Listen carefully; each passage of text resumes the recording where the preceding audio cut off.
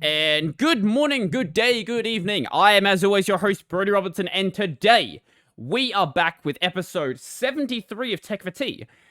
I didn't really have a way to start this, but because I've been talking about it a lot recently anyway, I might as well start with the thing that Kingdom Hearts wanted to talk about. So, I've been getting a couple of recommendations for ways that you can basically break a lot of the games. So a lot of these games have like very interesting ways they were designed, which allows for some really weird speedrun strats, especially if you're doing a randomizer and can get abilities way earlier than you should be getting them. Like with KH2, if you do the 1000 Heartless fight and you have Magnega, where basically what it does is it attracts enemies together and then does damage to them. With the 1000 Heartless fight though, because the PS2 can't exactly handle 1,000 entities being on screen at once, the way it handles that is if you look at an enemy, then it'll basically bring it into frame, and if it's close enough. But if you stare at the ground, it doesn't know what to do and just spawns everything around you, and also spawns them directly where you're standing. So combining that with the Magnega ability basically breaks that fight and you can win it in like 2 minutes. But that's not what I want to talk about. I want to talk about one game in particular that does it very different from the entire rest of the franchise. This is the only game in the entire Kingdom Hearts franchise that has this combat system, and that is Kingdom Hearts Re-Chain of Memories. So if you have never seen any gameplay of this game, basically the way it works, I'll see if I can find a picture of the combat. Yeah, that'll work. Thank you. IGN.com. Oh, that's an old IGN logo that we're seeing right there. Jesus. This is an article from 2012. I just want to see the picture. I don't want to see the actual article. Here we go.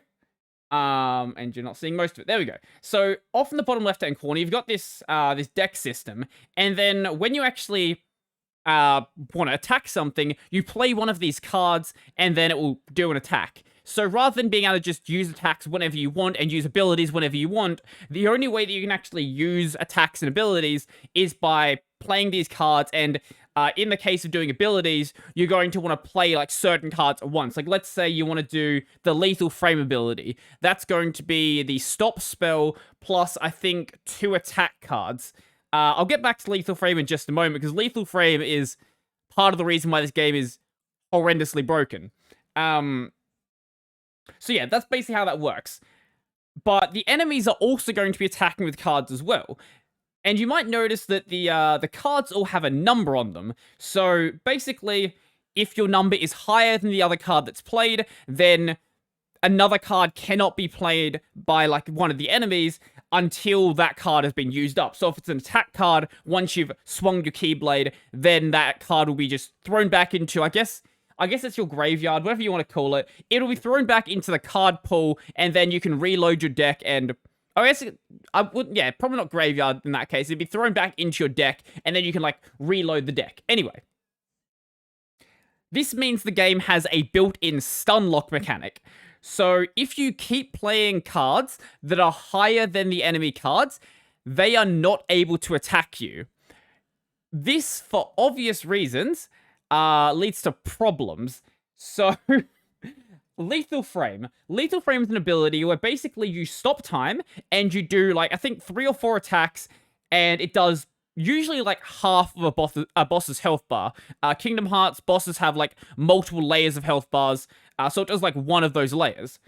And there are ways you can set up your deck which don't require any thinking, where basically you can just chain Lethal Frames and then throw in an elixir to reload your deck without losing any cards, and win.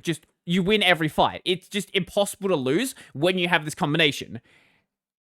Kingdom Hearts Re-Chain of Memories, I think it also was a problem in the original GBA version, just Chain of Memories, not Re-Chain of Memories. It's a very broken game. Like, you would have thought that, hey, maybe they would address this in the HD remake. No, they just left it as it is broken. Like, this isn't a spoiler, the game came out years and years ago. I guess it is a spoiler for a very old game. But the final boss is going to be an organization member, it's going to be a Marluxia. And you're supposed to actually struggle on this boss fight. But I was watching a video just before. Let's see if I can actually find said video. I'm not going to play the audio for obvious reasons. Or the ad. What is this an ad for? Oh, it's an ad for Rocket League. Okay. So basically what you can do in this fight, let's see if we can find the start of the fight. At this stage, not using lethal frame. At this stage, spamming Mega Flare because it would be difficult to hit a lethal frame on something that's moving like this.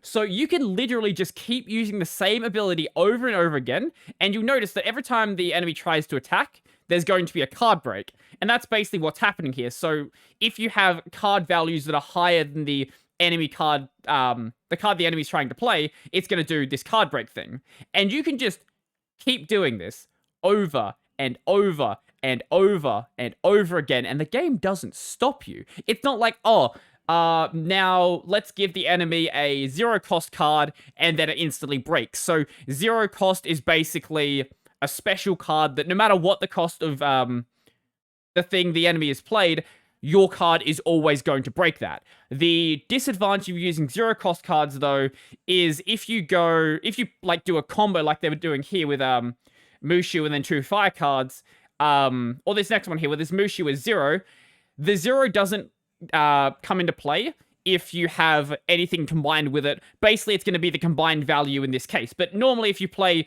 0 cards by themselves or you play a combo of 0 cards, then you will actually have that. And as you can see, just one first stage of the fight already without even having to try. And you can just keep doing this.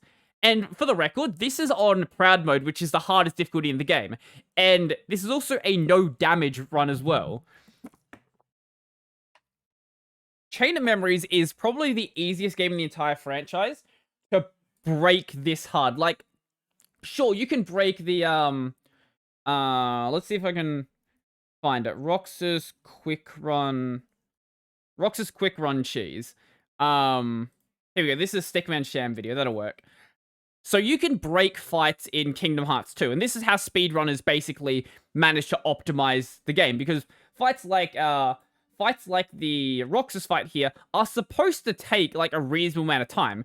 Basically the idea with this one is you're supposed to keep running away from Roxas until this point right here. So he's going to do an attack where you're going to have to do a reaction command.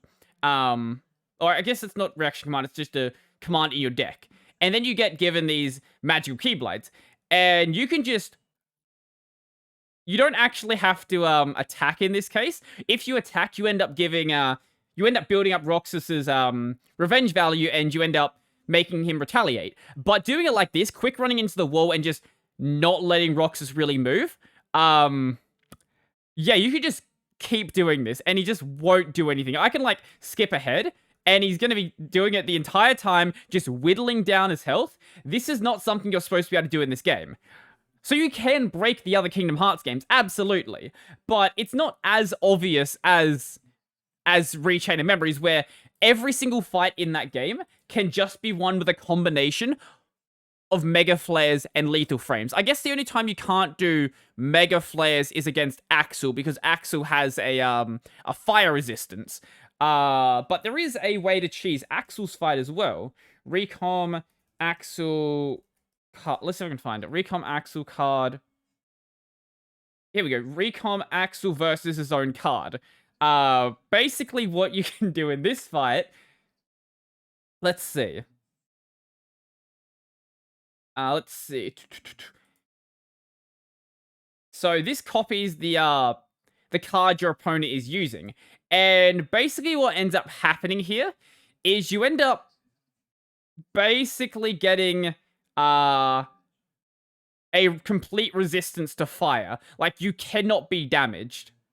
He can damage you with his melee attacks there, but besides the melee attacks, you basically just can't be damaged. Like, this is how broken this game is. Like, I love Chain of Memories. It is a really fun game, even if you don't cheese the hell out of everything. Honestly, I think it's more fun if you don't cheese the game like this. But if you want to, and you want to speedrun the game, you really can. Like, just thinking slightly outside of the box, Not running a deck where it's like, oh, I'm going to use regular attacks and like mix stuff up. If you just use the broken abilities and nothing else, the game just breaks. And I love it. I love this game. It's so much fun. I really want to get back to I want to get through Kingdom Hearts 1 at some point so we can actually go and play this on stream. Obviously, I could jump to the next game. Like, nothing's stopping me doing that. But I want to finish KH1 first. And I'm probably going to end up playing through the entire series. I don't know if it's going to be, like, release order or what I'm going to do. But I will be playing through the entire series. Eventually, I will be playing through KH3. And I would like to play Melody of Memories at some point as well. That's the Kingdom Hearts rhythm game. At some point it will happen. Yeah, I don't know when. A very long time from now, I guess. When I eventually finish everything else up to that point. It's gonna take a while. It's definitely gonna take a while. Because we're on the topic of video games, I saw this announcement just before I was gonna start. I was like, okay, sure. We can talk about this. Why not? There's a Nickelodeon Smash clone coming out. Now, I don't use the term game clone lightly. I know I throw around like Souls-like and things like that, but this game looks exactly like a Smash game if you just gave everyone a Nickelodeon skin. So it's basically what it is. It's Smash with Nickelodeon characters. But unlike the, what was it, PlayStation... What was the one? PlayStation All-Star Battle? Was that the one that came out on the PS3? PlayStation All-Stars Battle Royale. Yeah, here's the one. This game that came out on the PS3. I remember when this came out and nobody cared. Like, at all. But yeah, no one cared about that one. But this game in particular, I'm not going to play the audio because I don't trust Nickelodeon not to strike this. So you got basically you got 3 decades of Nickelodeon characters. Hey, that's cool. This looks exactly the same as Smash. Even down to like when someone gets knocked off the stage, like the same smoke particle effects. It looks like the exact same game. And that's not a bad thing. Like, Smash is fun. But, like, this is too close to Smash. Like, way, way too close. I'm not gonna play it because I don't really care about, like, 2D fighters like this. Do you know what? This is going to be the next big esport. Who cares about Rocket League? Who cares about even Smash? Man, we're gonna play as Helga and win the world championships. I actually don't even recognize like half the Nickelodeon characters. I didn't watch much Nickelodeon as a kid, because in Australia we didn't get too much of that stuff on free TV. I do obviously like recognize, you know, the most memorable ones, like obviously the Ninja Turtles and obviously SpongeBob and like a couple of others. But hey, if you're a big Nickelodeon fan, maybe this is the coolest thing that you've ever seen. And I'm sure there's like way, way more characters they're planning to introduce if the game actually does well. And it probably will do well because it's literally just Smash. If it plays well, I don't see any reason why it wouldn't. It's gonna be on the PS4, PS5, Xbox Series X, and Nintendo Switch this fall. If it's on the Xbox Series X, why is it not on PC? Because this is just a Windows 10 machine. Very strange. Presumably it'll come out on PC at some point. Does it say it has crossplay? Does not say it has crossplay. Oh, that is a... Oh, God. Oh, God. What is that face that SpongeBob is making? If I can make this little... Okay, I can't make the quality better. Oh, there we can. Let me see it. Look at that. That is a very, very cursed face.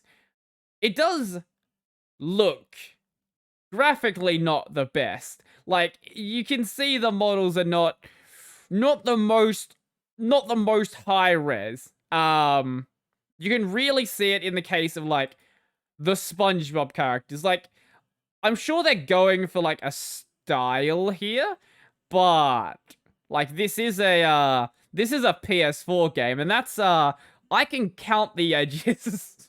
If I can count the edges on a PS4 game and you're not going for a style, there's a problem.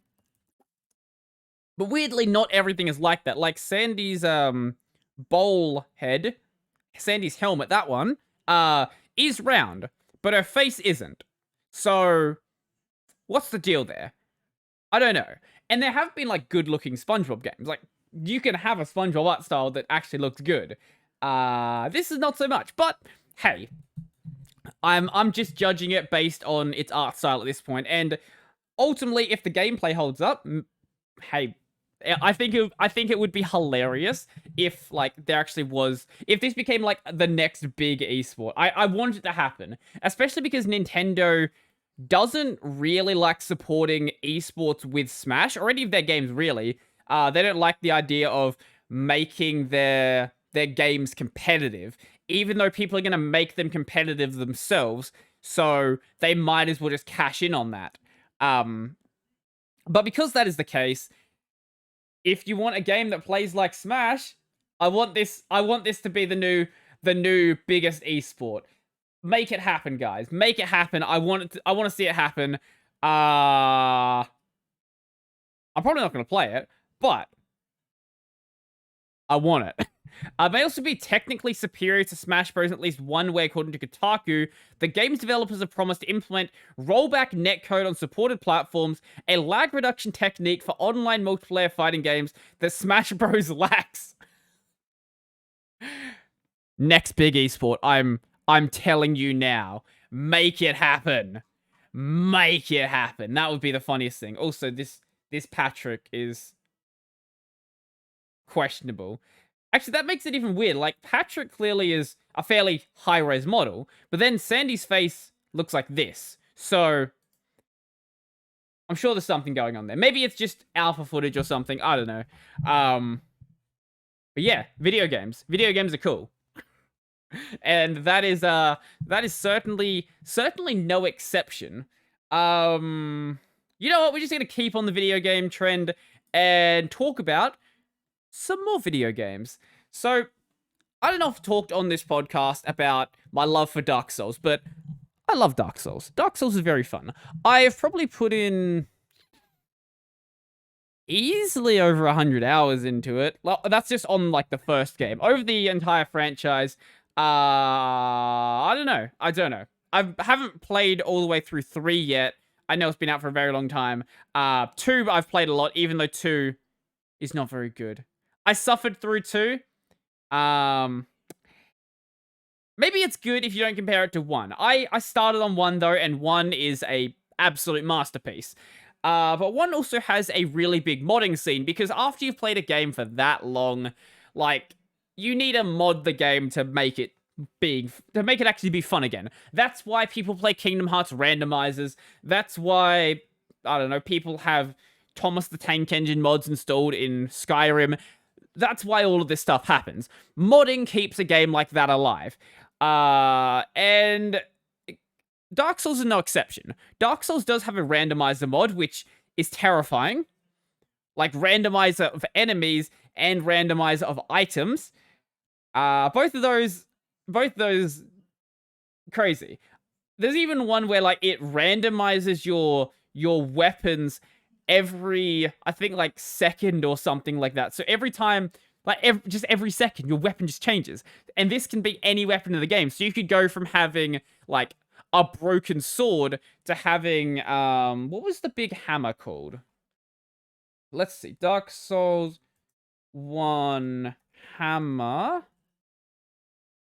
The demon hammer, that's what I'm thinking of. Not the blacksmith hammer. Yeah, this one. The demon's great hammer, where if you get this at the start of the game, which you probably will, considering it's changing every second, you just won't be able to attack properly with it, because it requires 46 strength, which you don't have at the start of the game. But yeah, there's tons of mods like that, and I I found another one, or I guess The Verge made an article about another one. So let's see if I can find. I guess this video will work for now. I'll see if I can find the other one, and show you that one, because that one should be a better representation. Shows you a bit of gameplay. This is a Dark. Oh yeah, also warning to anyone who is prone to motion sickness, I guess. Yeah. Anyway, yes, mod. Basically, this mod makes it so almost all of the textures in the game are scrolling. Which, why? Why would you do this? It doesn't show up that badly when you're not moving. Like, if the camera's moving, fine, a little bit. But there's another video of gameplay, and gameplay is where it becomes seriously bad. This is just, like, kind of annoying. It is a little bit disorientating, but it's just kind of annoying more than anything. Sorry, it was Kotaku, not The Verge, my bad. Here's another view of it, but there should be a gameplay video in here. Dark Souls intro, Dark Souls gameplay. Here it is. No, don't play the audio. And put it at 1080p. Now, this is what it looks like. Move around. If we move... Yeah, here we go. That's actually just... That hurts to look at. That honestly does hurt to look at. I hope the mod does have a setting for, like, how fast it can move, because I feel like making it move faster might make the experience even worse. Like, ultimately, it doesn't change any of the environment or anything like that, so if you know where everything is, it's gonna be fine. But it certainly does make it seem like you, at least for a while, does make it seem like, you know, you might slide off the edge or something like that. Especially if you're just looking at the ground, you're not seeing anything, like, else moving around. It's a very, very weird way to play the game. I didn't know you could fit across that side. Huh. I don't know whether I would ever want to play the game like this. Couldn't even find the edge, love it.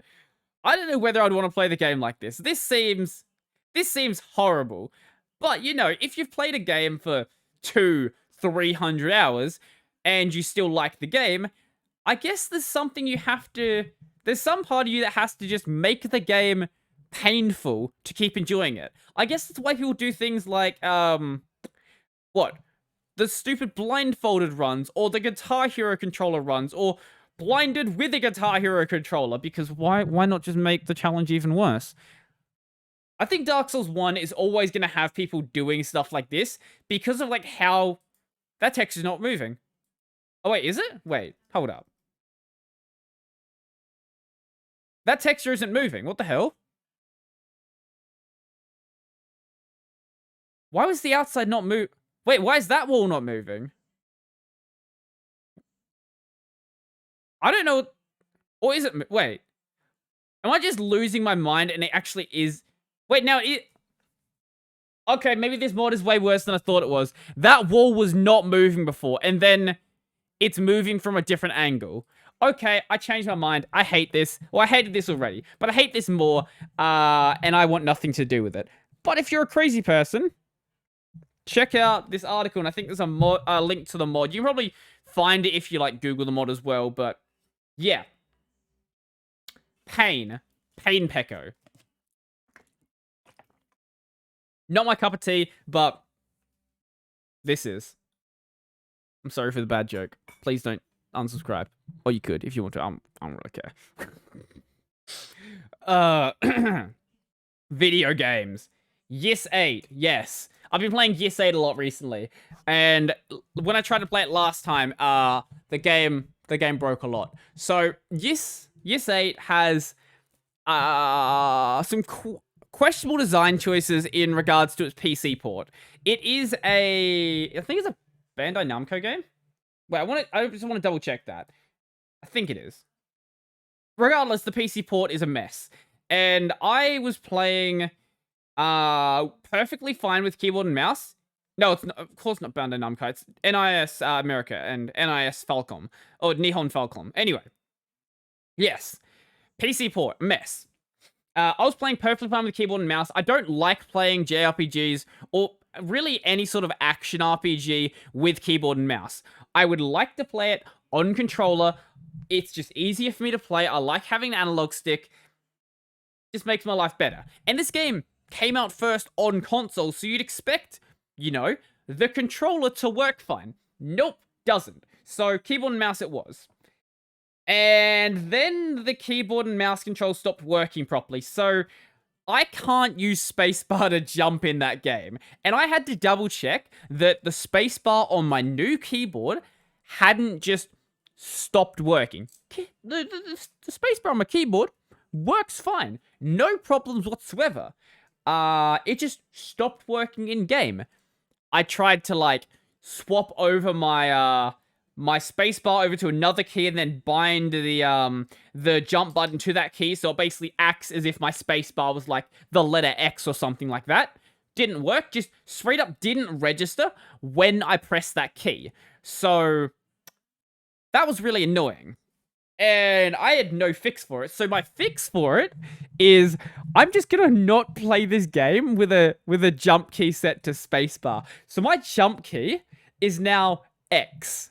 I have never played a game where I had to jump with X. And do you know how many times I miss the jump key when it's this fucking small? Like, this is a space bar. Okay, we've seen a space bar before. Do you know how small a regular key is relative to the space bar? The answer is very fucking small. So, yeah, that's really annoying. I'm still loving the game. This is the problem. Ys 8 is really, really, really good, and I'm gonna keep playing it. But that was really annoying when I had to deal with it, because I sat there for like 40 minutes, not 14, 40, 40, trying to debug this game, like deleting my configs, trying anything to get it to work, and nothing would fix it. And apparently this issue exists over on the Windows version as well. This game's been out for like 2 years. Occasionally, it just breaks. Hopefully, Monstrum Nox is better. I don't know. Otherwise, I might just play it on PS4. Like, yeah, the game looks really good on PC, but I might have to buy it on console if it's gonna be a mess like that. The game's fun, though. The game is fun. There is now a parrot called Little Parrow, and Little Parrow is probably my second favorite character in the game. Okay, so basically this parrot showed up out of nowhere. The captain of the ship that we were on was like, yo, I found this parrot, and I domesticated it in like 20 minutes. Like, how? Sure, okay, whatever. And then he, like, trained it to speak in, like, another 10. Like, mate, how does this bird speak in fully formed sentences? He's not like, oh yeah, I just taught it to say, like, hello and Polly want a cracker. No, this bird can, like, actually just speak like any other person. And there's a really fun line. I'll see if I can find the specific line. It should be in my screenshots folder, shouldn't it?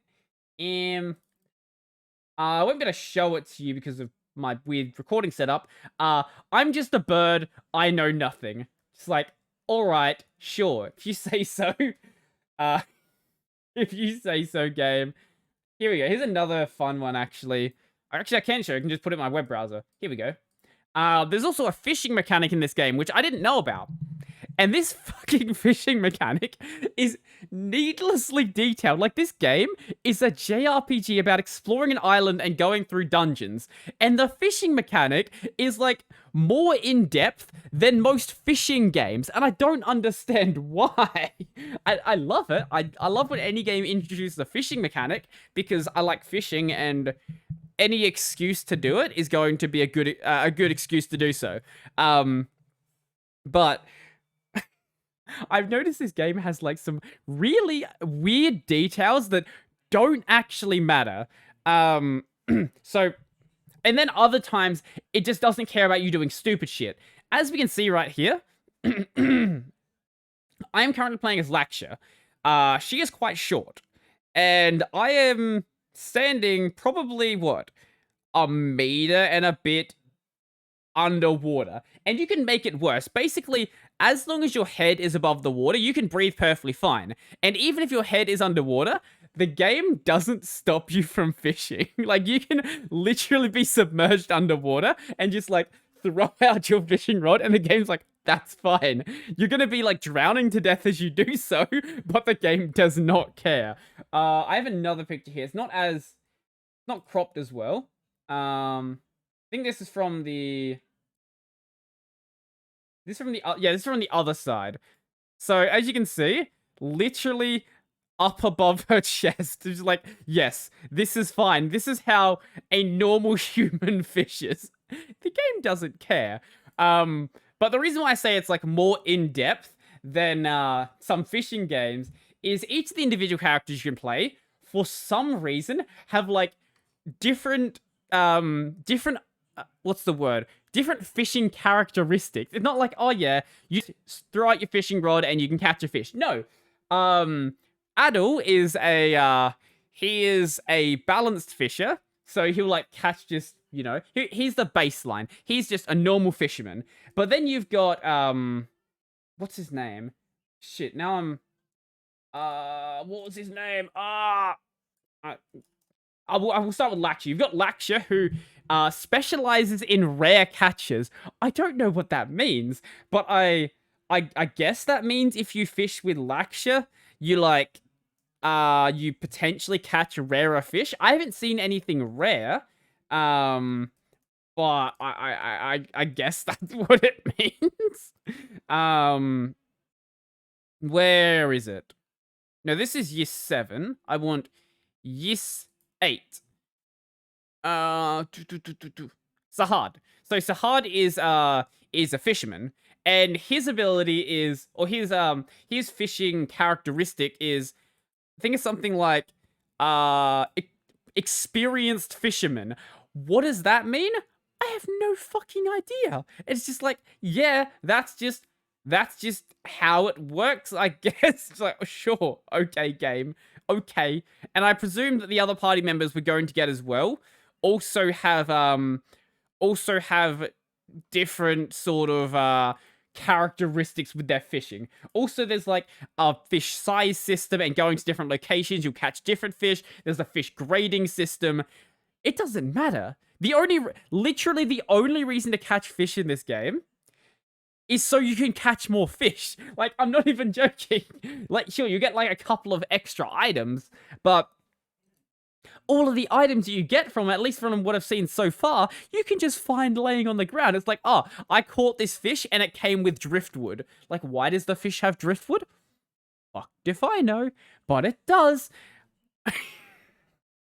Also, you get white meat, which is useful for catching more fish, because to get bait, you need to merge white meat and red meat. I don't actually have a red meat fishing spot though, but red meat farming spot yet. But with white meat, I think just off of, like, the main area, or the main hub area, there's, like, a bunch of these giant crabs, and you can just kill the crabs and they all just drop white meat. So presumably there's, like, an enemy similar to that also drops red meat. But I really like the way there's two things I really like with this game, besides the other things I've said already. The way that it handles its world progression, rather than being like, oh, here's an arbitrary door you can't open. The game gives a reason for why things can't be progressed. So there's this place near the start of the game which you can get very early on that is blocked by a giant log. This log probably weighs like 5 tons, but ignore that. We can just, like, we can deal with it anyway. So the way they block off areas in this game basically is by saying you need to have a certain number of people in your village, and then those people can help you move stuff. This one specifically needed 5 people. There's stuff later in the game where you need like 10 or 20. I don't know how many people total we're going to have, but that's how it locks off its areas. And I think that's a really neat way of doing it, because it gives you a legitimate reason why you can't progress through that area. Not like with Pokemon where it's like, hey, there is a tree here. Do you want to cut it down? Well, you don't have cut yet. You can't cut that down. Even though you literally have, like, giant animals that can, like, beat the shit out of each other. No, you can't cut this tree down. Whatever. Like, this is a legitimate reason. You're just a dude. You can't move a giant tree by yourself. That makes sense. And then as you're actually bringing more people into your village, because you're on...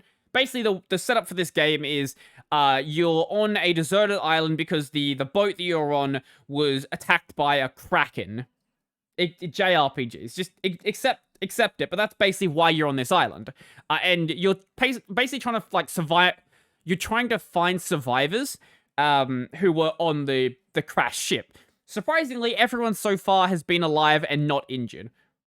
I call bullshit, but whatever. They want to introduce this mechanic anyway. And certain characters you go and, like, bring into your village actually open up, like, new... not... I guess shops probably would be the best way to put it. And the game doesn't... The game actually handles its shop system fairly well, actually. Because obviously you're on, like, a deserted island. No one, obviously, is going to care about money. What you're actually going to be, like, purchasing stuff in is items. Like, there's a barter system in this game. It's not a barter system. Like, you can't change how much stuff is worth, but it has, like, this barter system in place of a currency system. So if you want to, like, buy... I don't know. You want to buy leather gloves. Basically, you have to go and, like, get the items for that, and sometimes there might be, like, an extra thing you need that doesn't exactly make... You don't need it to make the gloves, but it's just like, I want this extra item. And I think that actually... It makes sense for the game, because if they had, like, oh, there's a money system, like, that wouldn't make sense in this context. Like, I think the way they've handled it is... Makes sense for this game. I don't know how... Ys 9 handles it, because Ys 9 is set in a city.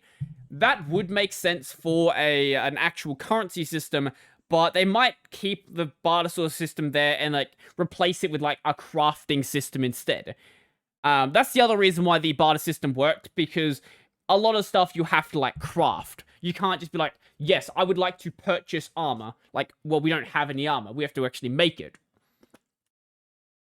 And somehow the game managed to introduce a side quest system and not make it sound, like, really contrived. So, obviously, you're the main character, so you have to go out and, like, go out into the world and do shit to help everyone. And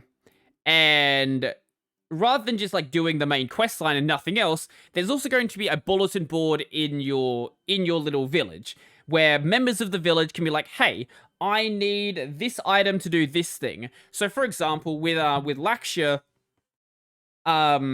she had a quest where, basically she wanted some curtains to be put up, or I guess, not curtains, I guess, like, a cloth door, basically, like, a way to, like, block off the women's quarters, because, like, she and, what was her name? Allison wanted some privacy. Fair enough. Makes sense for a side quest.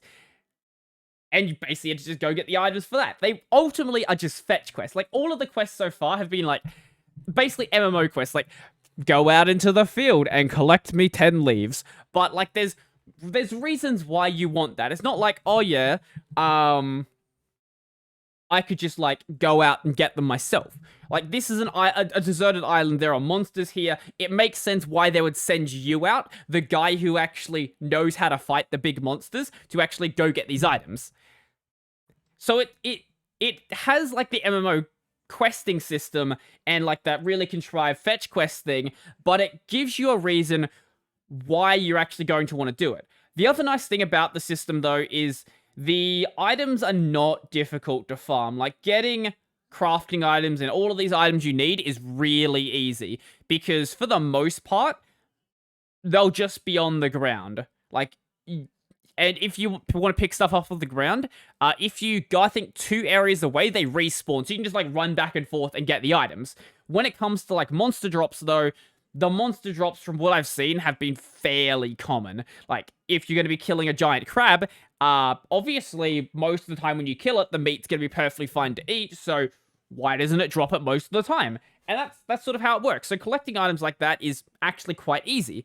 there obviously are going to be slightly rarer things. And I presume, like, later in the game, the crafting items have, like, a rarity system attached to them when you get to, like, the 4 and the 5-star rarity stuff. Presumably that stuff, like, will be harder to get. But from what I've seen so far, it seems like it's setting itself up to not be horrible about it, is a good way to put it. And every time I talk about this game, I know I'm always talking about this game right now. Every time I talk about it, I just have more and more of a reason to like it.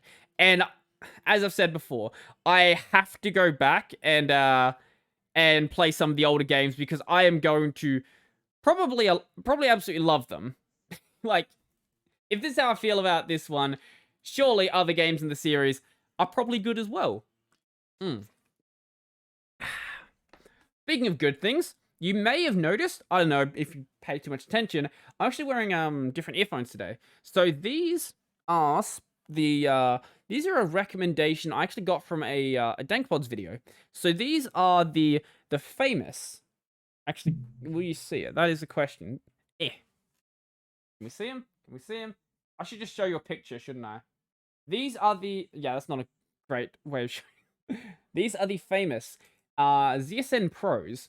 So these obviously are not like the most audiophile grade earphones out there. Like, I don't care about audio that much where I'm going to go out and buy like really expensive earbuds. If I was going to buy like, you know, something really great for sound, I'm not buying earbuds, I'm buying a pair of headphones.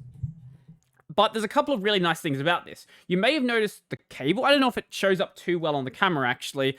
I'll bring a picture of the ZSN Pros. ZSN Pro X's, to be specific. Here we go, over on the KZ website. So these are the gold ones. I didn't buy the gold ones because I don't think I can pull off gold earphones. That's a bit much for me. But this cable, so let's see if we can find another picture of the cable. It has not like a braided cable. Like, not like, oh yeah, we just made like, you know, the regular sort of earphone cable and then just like braided it. No, not at all. This is a braided silver plated cable because they're just like, yeah, we want to make sure this thing doesn't break. If this thing breaks, you have tried to break it. This is how stupid this thing is. Like, and most of the cable, obviously it splits off into smaller cables here, but the, we're going to just show you. The lower part of the cable is twice as thick. So basically, for this part here, they've got both of these sides, like, wrapped together, and then they unwrap when they need to unwrap. So that by itself is, like, already stupid enough. Like, I've never seen earphones that have, like, insane build quality like that. Also, because they, you know, they aren't worried about, you know, you not liking the earphones, they also have, can I see it? I don't know if you can see it too well. All of the, like, you should be able to see it from here, maybe? It's not going to show up too well, is it? Yeah, it's not showing up too well, but, like, all of the inside of this, like, all of the like, ear side of this earphone is all, like, clear. So you can actually see directly into these earphones and see everything that's going on. They also have... Oh, yeah, this is also another really cool thing that I've never seen before. These aren't wireless earphones. You can get, like, a wireless module for them, but they have a removable cable. Like, this cable just plugs into the earphones, which is crazy. Like, that if this cable breaks, if through some sheer insane situation this cable breaks, you can replace it. And the sensible thing they did is they put the pins on the cable side. So the pins aren't on the earphone. They have, like, ports for the pins. You're not going to break those ports. Like, you've got to do something pretty crazy to manage to break those. So if you break this insane cable, you could just get a new one and swap it in, which is insane. Like, that's mental. The other crazy thing about these earphones, though, is, like, how much they cost. So these, obviously, as I said, not the most, like, audiophile earphones ever. But, I'm going to show you how much they cost. This is going to be in Australian dollars. They are $37 Australian. 37. So what's that? Like $25 US? Something like that. Like, that is just mental. And these things sound really good for the price. Like, surprisingly so. Like, I bought them, you're like, oh yeah, they're $25 earphones. They probably don't sound that good. Like, my point of comparison is obviously my SR80s, and these are the earphones I generally run. These things I've had for... Surprisingly, Sennheiser did a really good job on these. I don't think you can buy them anymore, but I've had these things for like 3 years? I don't know. I just chuck these around. I think if they've gone through the wash at some point, and they just keep working. Like, I beat the shit out of these things, and they just... Oh, I've got another cable there. These things just keep working. I've got another pair sitting around that I found, like... I think it was, like, under my couch for, like, 2 years or something like that, and they also work just fine as well. Like, I don't know what these things are made of, but these are actually great earphones, and it's really sad that Sennheiser stopped making them. But so far, I've had these things for a few days. So far, the ZSN Pro X's are really good. Like, really, really good. And you know what? For like $25 American, you might as well pick up a pair just to see if you like them. Like, there's no harm in it. Like, surely. Also, I've noticed they definitely seal off my ear considerably better than these ones did. So these have like a fairly long stem, and like they just like go deep into your ear and block everything out. These ones, like your more standard earbuds, will like stop fairly short, which is fine. But I noticed that these tend to like let a lot of noise come in, even with the ear tips that do fit me just fine. The one complaint I do have about it though is they've got these like janky ear tips that don't have like a solid... You won't be able to see it. They don't have a solid bit like at the base of it. So getting like the replacement on basically requires you to like basically force it on, like almost break it on. It's a pain in the ass, and it's a problem that you obviously have to get in some places. Like, sure, they're $25 American earphones. There has to be like some sort of cheaping out at some point. But they didn't cheap out on the audio quality, that's for sure. They sound great. Obviously, I don't have a pair of like Herder 600s to compare against, but if you're getting a pair of HC 600s, like, you know what you're buying when you're spending like close to $600 on a pair of earphones. These are like throwaway things, and if you just want a pair of earphones to, like, chuck in your bag, hey, there's nothing wrong with these. They're certainly better than most of the other, like, I think not most of, every single other, like, $25 pair of earphones you'll find. Yeah, I like them. And don't take my recommendation for it. Take the recommendation of someone who actually knows what they're talking about. Go watch DankPod's multiple videos that he's made where he's brought these things up, and check them out. I think they shipped to me... This is actually crazy for Australia. They shipped to me in like 2 days. That might not sound crazy for like any of the American viewers, but like 2-day shipping in Australia is actually mental. Nothing ships in 2 days. Like, I could get something shipped from like the next street over. It'll take like a week to get here. I don't know how, but it probably will. Not these though. I don't know where they came from. I don't know how they got here so quickly, but I love them. The one thing I am still waiting on from Amazon I bought recently is I'm waiting for a new set of ear tips for my my Jaybirds. These are not new Jaybirds by any means. If you recognize these, These are the Jaybird X3s. I've had these things. This is another pair of earphones that I don't regret buying. These things I've had for, God, like 4 years or something like that. I have actually put them through the washing machine more than once. I can confirm these things are definitely watertight, and they didn't lose any audio quality when they went through the wash. They just kept working.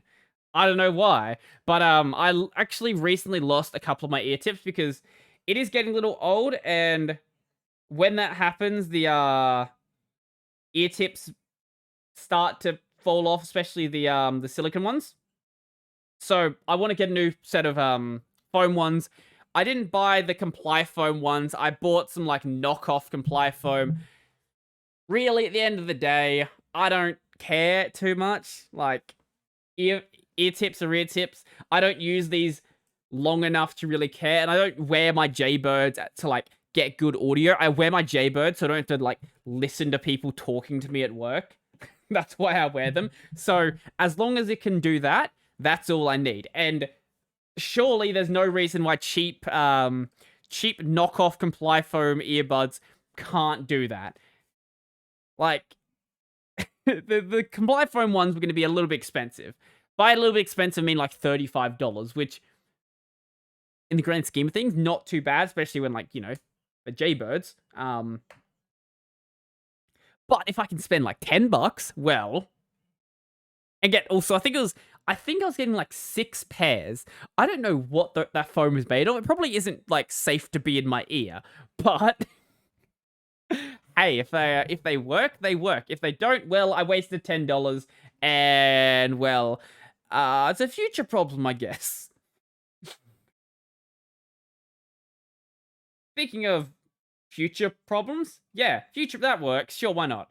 Occasionally, not occasionally, a couple of days ago, I've been getting at Brodie. Think of what you're saying before you try to say it. What are you doing? Anyway, yes. A couple of days ago, I had a few people asking me to talk about the tenacity and the sneedacity situation. So if you don't know, those are the two main forks that exist with Audacity. And there was this weird it was a fucking dumb situation. So like the main guy who was running Tenacity apparently was getting like harassed by people on 4chan, and people on 4chan were like, we're not harassing him. We don't harass people, which I find very hard to believe from 4chan. So I was in the camp, this guy probably was being harassed. He just, with the people who were responding probably weren't the ones doing it. He ended up stepping down. I don't know who's running the project now. I think there's a issue here about who's running the who's running it. I guess people are actually trying to like properly run this now. Okay, that's cool.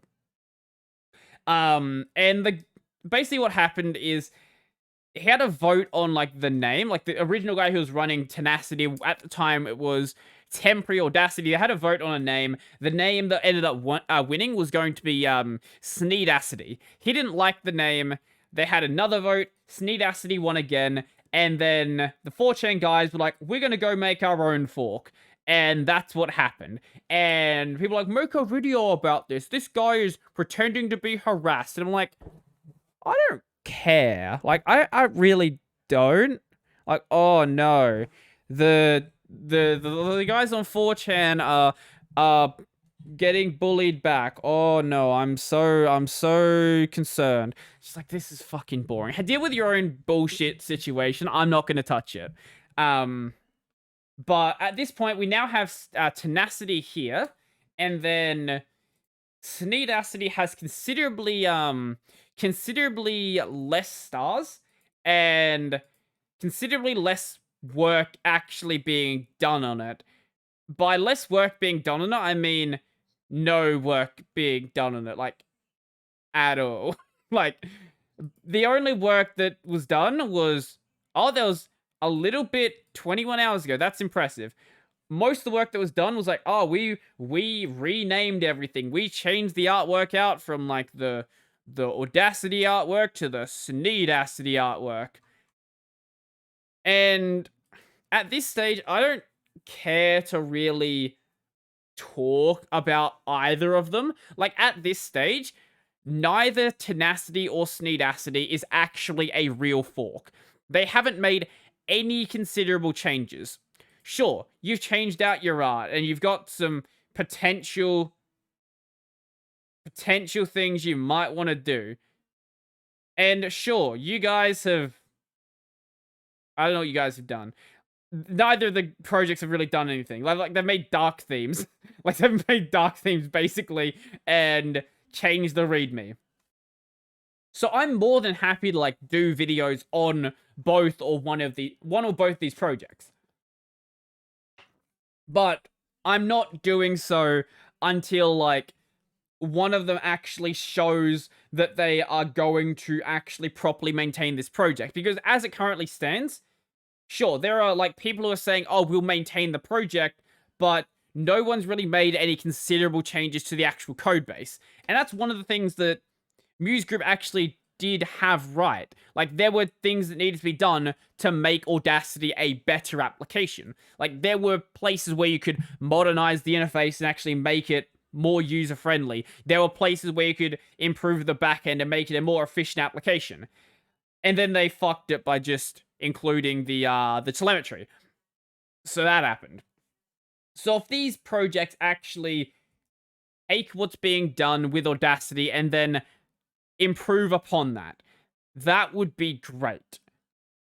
But as it stands, I'm not seeing anything of the sort really happen. Oh, I love this. So over the past, like, week or so, especially since Muda did his video on the Audacity situation, there has been people in here basically at least a day or a couple of times a day making issues, basically just wasting the maintainer's time, which I'm not going to endorse. But I will say it's kind of funny. So most of the issues that have been closed recently have basically been this. Like, oh, what the hell, privacy? New policies, backstabbing yourself. There's been stuff about the GPL violation. They'll report it. Or you'll report the GPL violation. There's no GPL violation to report. In my video where I talked about the new privacy policy and why it's not a GPL violation, people got kind of triggered by it a little bit. Because I explained, like, yeah, no, this is what the CLA lets them do. The GPL does not matter when there's only, like, when Audacity is the sole copyright owner of the project. That's why the CLA is so dangerous, because it allows them to just break everything like this. But people are still going on about how that's going to happen. Muse Group, ultimately, I've said this before, but ultimately Muse Group does not care. Like, they don't care at all. You can keep getting really annoyed with them saying, oh, this is so bad that Audacity's been taken over, and oh, you can't do this, this is a FOSS project, and so much community work, and all of this stuff. But the fact of the matter is that the core developers signed away their rights to the code base. And when that happened, yeah, the core developers decided to screw everyone over. I don't know why they did it.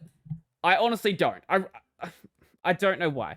But that's what happened, and now you're in the state that you're in. So hopefully either Tenacity or Sneedacity becomes a proper fork, or maybe, like, I don't know, people go start working on, like, Dark Audacity or something, which has existed way before the whole Muse situation. Maybe that ends up getting, like, more development or something, but that's basically just Audacity with a dark theme, so I don't know if their project really wants to actually be the next main Audacity or something like that. I don't know.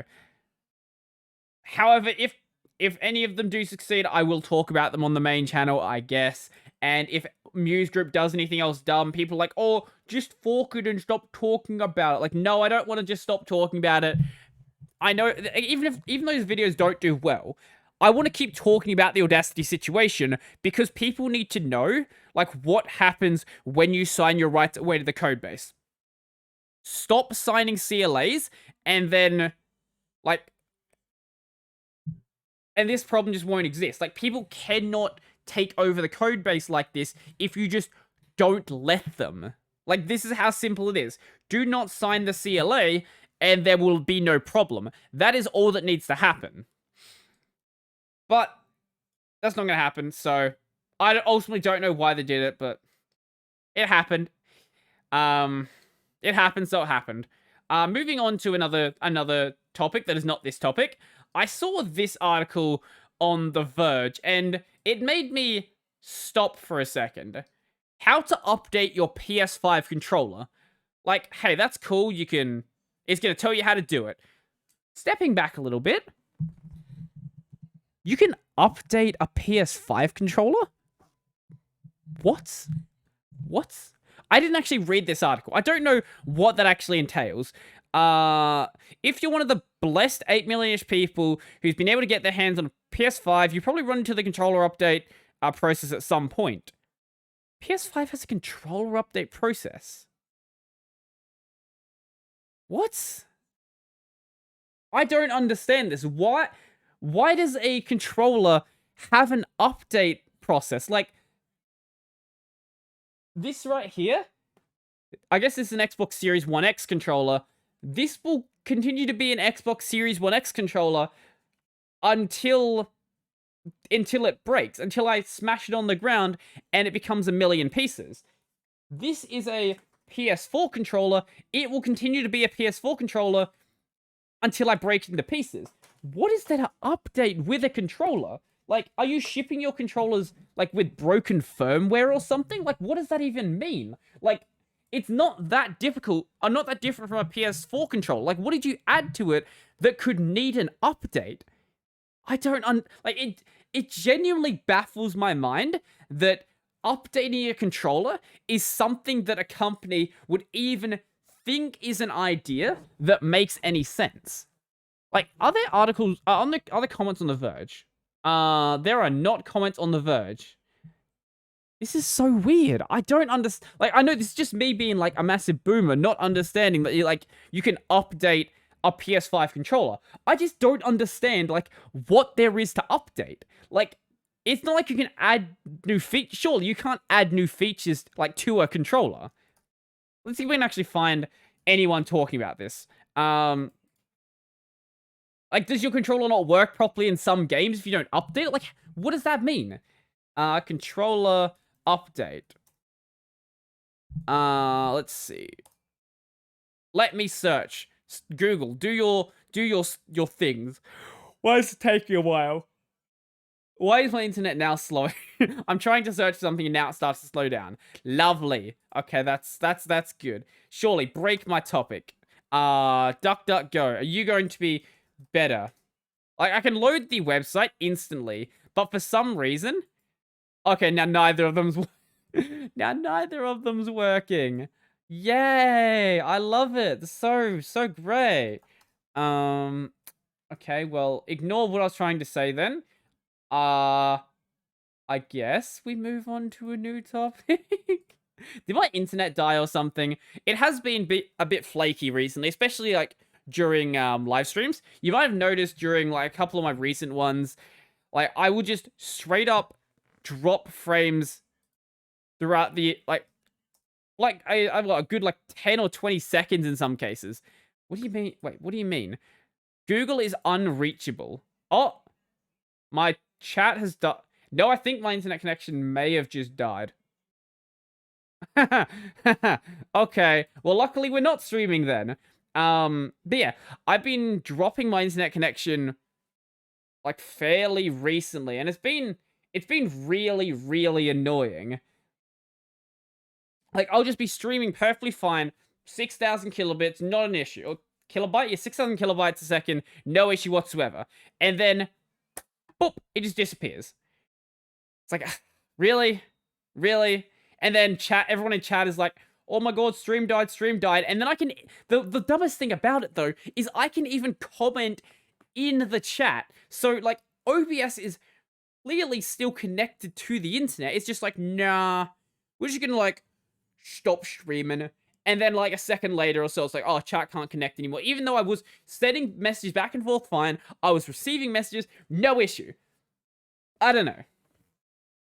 Australian internet is a mess. That's what I have to say. Australian internet is shit. it's kind of shitty. Maybe at some point it won't be. But this is not that point. This is not that point whatsoever.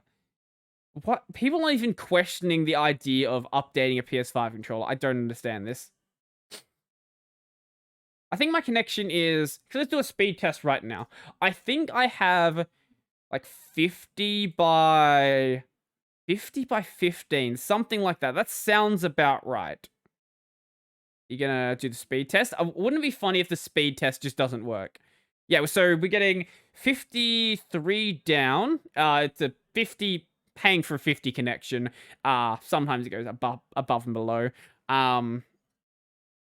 And it's fine when it's stable. And it's stable most of the time. It just seems like occasionally when I need it to be stable, it's not actually stable. Like, I don't care if it's not stable when I'm like trying to like download stuff from like Nyar or something. But when I'm streaming, please don't do that. I even make sure that I like don't leave like any of my downloads going, because I know that if like I'm seeding something, that might break my upload speed. I make sure that's gone. It's still get an issue occasionally.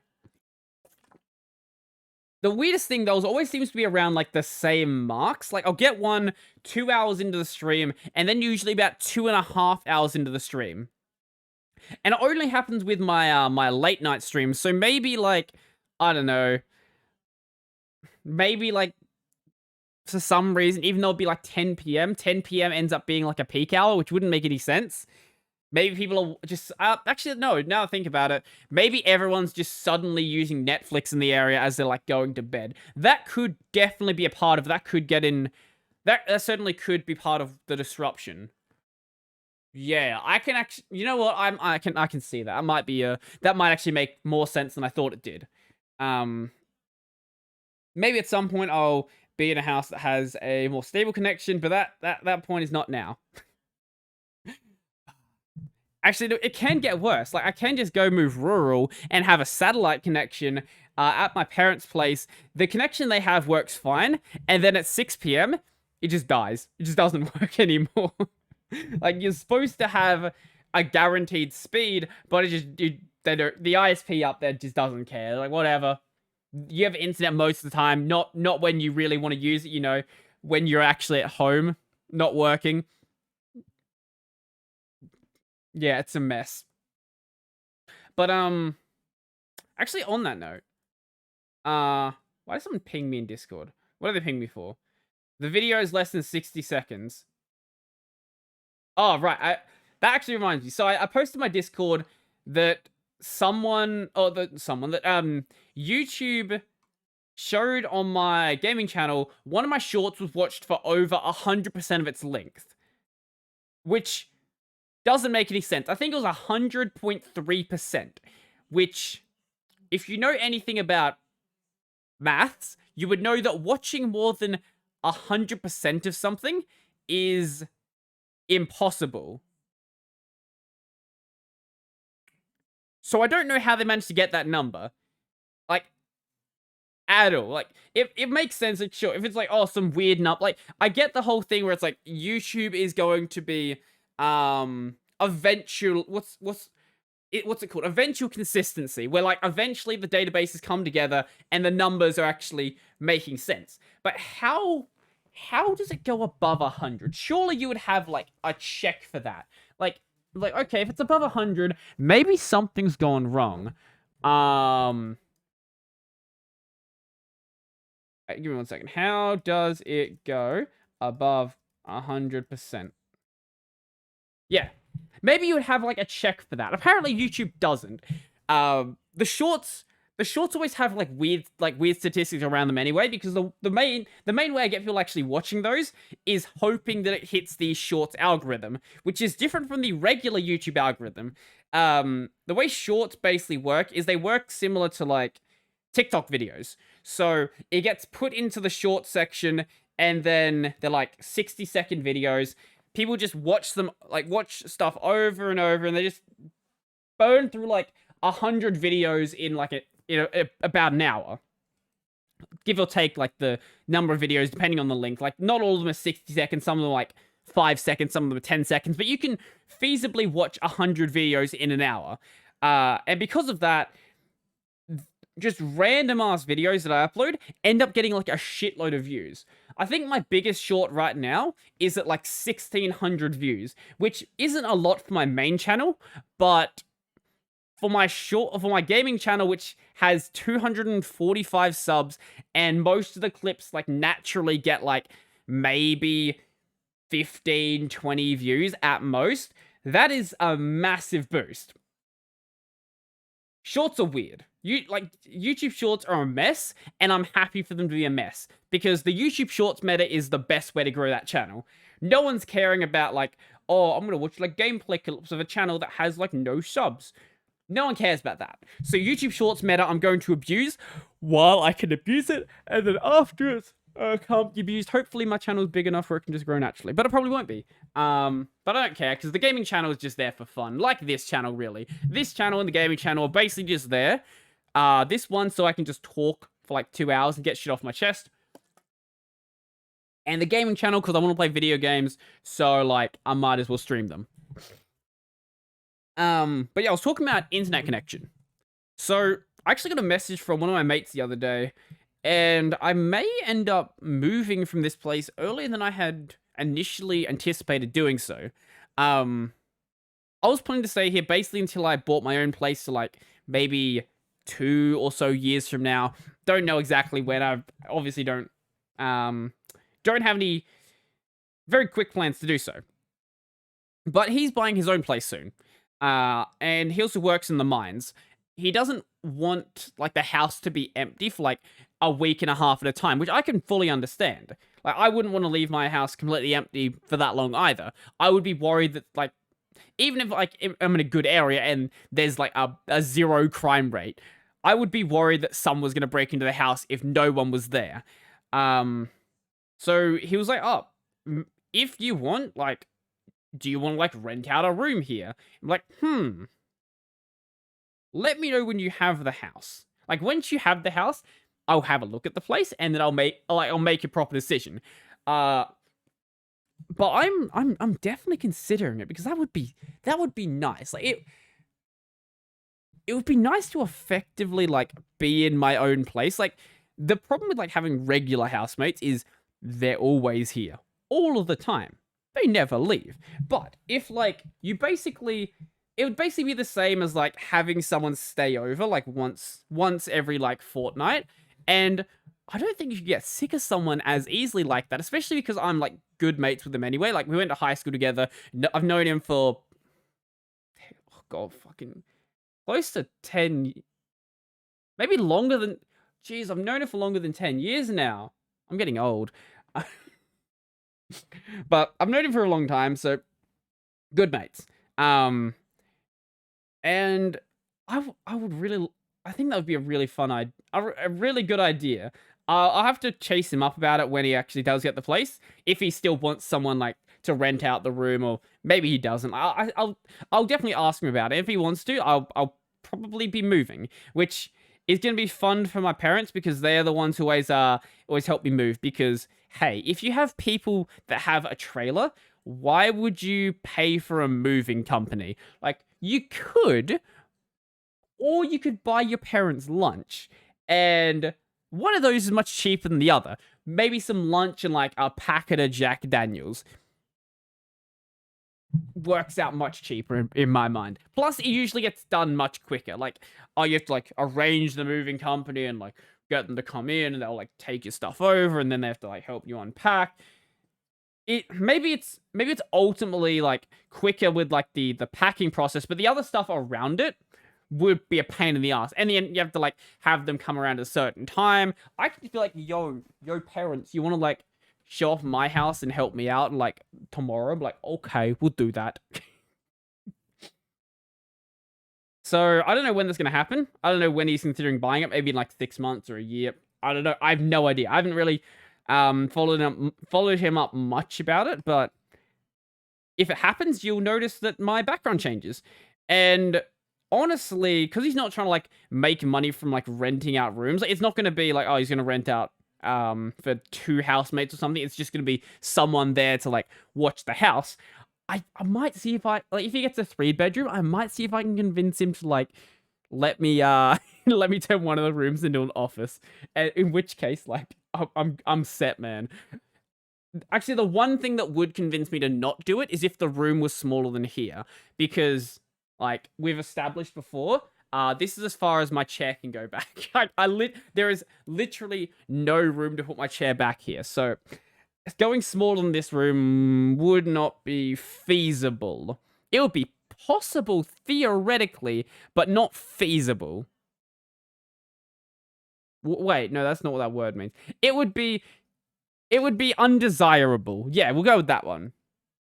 Same size or slightly larger would be good. Preferably, if I can get this bed out of my room, that would be great. Or, if I can't get the bed out of my room, at least enough space where I can, like, you know, turn the bed. Turning the bed would actually be fine.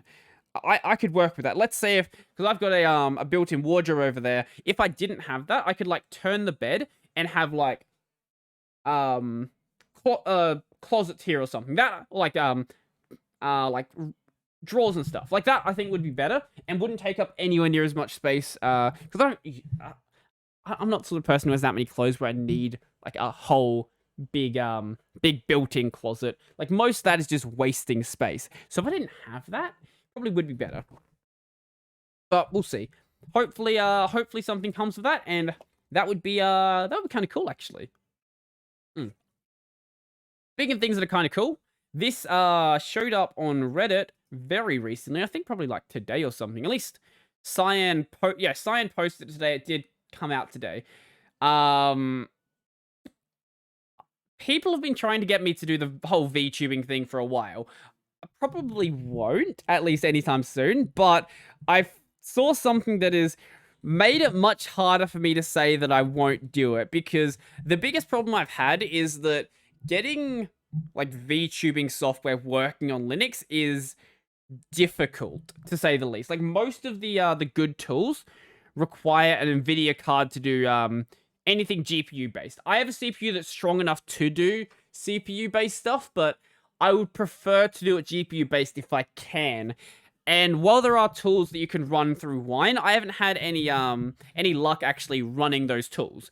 So it was going to be shelved for a while, and then I saw this. This person says, I made a VTuber web app with face and full body tracking. The full body tracking isn't great, but the face tracking, surprisingly good. Like, surprisingly so. As you can see, like, the arms are up here and the arms are here. Like, it's not great, but it works out well enough. Like, this is adorable. So, I have less of an excuse to not do the VTubing thing now. Maybe it'll happen at some point. I don't know. Oh, I don't know. Actually, speaking about that, though, I actually do want to get some art done at some point. I'm thinking about changing up my channel art, and also, like, I guess I would probably like an anime style version of myself, so I could use for things like emotes, because that's the sort of style that I like, and I think it just makes sense to go with that. You know, maybe like a Catboy version of myself. I don't know, but I would like an anime-ified version of myself, and then I could get, like, channel emotes done and maybe some Discord emotes done. I think that ultimately would be a good idea. I don't know whether I would use that to actually do the VTubing thing. I could. That would be good to have an art reference if I end up wanting to get something rigged. But for now, I still think it's a good idea to consider it. I'm considering it. There are things that are there are more pressing to purchase. Like, as I've said, replacing the AKG. The AKG is great, but replacing it with a Shure, I think, would be a more important purchase. And getting a better lens is also a more important purchase. But this is one of the purchases where I'm considering it. Or hey, maybe I could just not pay for art to be done and just spend the next 4 years learning to draw and then draw it myself. Like, I joke about that, but like, that is like the sort of mentality I have when I'm playing this is why I don't play RuneScape anymore, because that was the mentality I had when I played RuneScape. It's like, oh yes, I could buy, I think best EXP for fire making, like, per hour was U-logs. At least at the time. It might have changed now, but I'm pretty sure it was U-logs. I would burn Willow and Maple, though, because those were what the best experience were, and good money for woodcutting. And I would only burn the stuff that I cut. Same with, like, training my cooking. I did cooking in free-to-play, only cooking things that I had fished. Obviously, that took more time than I'd like to admit. But don't put it past me to go, like, absolutely insane, spending years training a skill just so I don't have to pay more money. Like, RuneScape has actually ruined my perception on, like, how much money and time is worth. Like, you can trade some money to get something, like, handled more efficiently. That's a normal thing to do. Yeah. Like, wood cutting, fire making, cooking, all of that, fletching as well, where I think I did the most efficient way to make money, which was not the most efficient way to make experience. Not at all. I think the most efficient way to get experience was, like, making... I think it was fletching yew bows, or maybe even fletching maple bows or something, but I was making a certain type of arrow that was a good way to get money. Or, like, with, when I was training smelting, I think I was making, like, steel bars or something, which is very inefficient, because steel bars required 1 iron and 1 coal, which meant your inventory is basically half as big, whereas other things you only needed 1 of, like, 1 ore. I think gold was better experience, for example, but it was worth less, because people needed it less. Actually, no, I think people needed it more, but for some reason it was worth less. I don't know, RuneScape economy is god-awful. It's probably way worse now. But I tend to get, like, this is what... I tend to get very, very focused on a thing, and then, you know, spend a long-ass time on it. And this is something I've had to, like, channel into good things, because if I don't channel it into good things, I channel it into RuneScape. And that becomes a way to waste 6 years of my life. Yeah, actually, I actually did that. I'm not proud of it, but I did that. I wish that when I was younger, my parents sort of understood that and forced me to keep doing things that would have ultimately been good for me. For example, there was a brief, I think, like, 3 or 4 months where I was, like, super into Taekwondo, and I got, I don't know, yellow belt 2 or something. I don't remember what the grading system in Taekwondo was, but that's something that I wish I had stuck with when I was younger. I could obviously get back into it now, but I have so many other things that I am doing now that starting up something new like that would be kind of annoying to do. But I wish I had stuck with it when I was younger. Like, or I wish, because I was so young. I think I was 10 or something at the time. I wish my mom was like, no, do this thing. It will be good for you. Because, yeah, it would get me actually, you know, it would actually get me being physical outside, which is something that I'm lacking right now. Yes, it is, like, winter, so, you know, you're gonna be lazy to some extent, but I feel like I'm being, like, too lazy when it comes to that. I feel like even just going out for walks, like, I used to go for walks all the time, and even when it's a good day, I'm not. This comes with the problem where when I get focused on something, like right now, YouTube, I let it sort of fill up my day, even though it shouldn't. So this week I'm actually missing one of my days because I'm going up to my parents' place on Friday, and I'm not struggling to get anything done, like, at all. I'm missing an entire day of my week, and everything's just getting done perfectly fine. I don't know how, but it somehow is, which indicates to me that I am just very lazy, and I let work expand out into the time it's given. It's a problem I need to address, and yeah, it's a problem I need to address, basically. That was the most rambly topic I think I've ever done. I don't even know what that topic was supposed to be about. I think I started... Wait, I started with this. I started with VTubers and ended up at me being bad at scheduling. How did that even happen? Oh, on that note, I would have loved to show you this working with me, but because of the way that Linux handles cameras, if I go to the website hosting this, it won't actually detect my camera because my camera's being picked up by OBS. I guess I could go, like, dig out my my C920 and hook that up and do that, I guess. But I didn't, so try this out for yourself. Have fun with it, and you will be like, I will be a cute anime girl. Or a cute anime boy. I don't know, whatever you're into. It's up to you. Like, you can be both. And you can import VRM models. I don't know what that format is, but that's the format you can use, I guess. I guess they're like different formats for like how VTuber models can be made. I haven't looked into like how that actually works, anything like that. But hey, maybe I will at some point. Maybe. I don't know. Speaking of VTubers though, there is a new VTuber in HoloLive English. So Iris finally had her debut after... God, I don't even know how long we've known about Iris for. It's been a while. It has definitely been quite a while since Iris was like sort of announced. But I watched her debut stream, which I didn't actually know was happening until I went to Twitter that morning. I was like, oh, HoloLive English, Iris is streaming for the first time. Like, oh, okay, I guess I should watch this. And Iris is... Her art style is weird. Her art style is very different. Let's see if we can find a good shot of it. Jesus Christ, she's already being monetized. You know what? You can have a Manscaped ad. I like Manscaped. But her art style is very different from the rest of HoloLive, and honestly the rest of from most VTubers out there. Like, it's more of a, I guess, how would you describe it? More of a...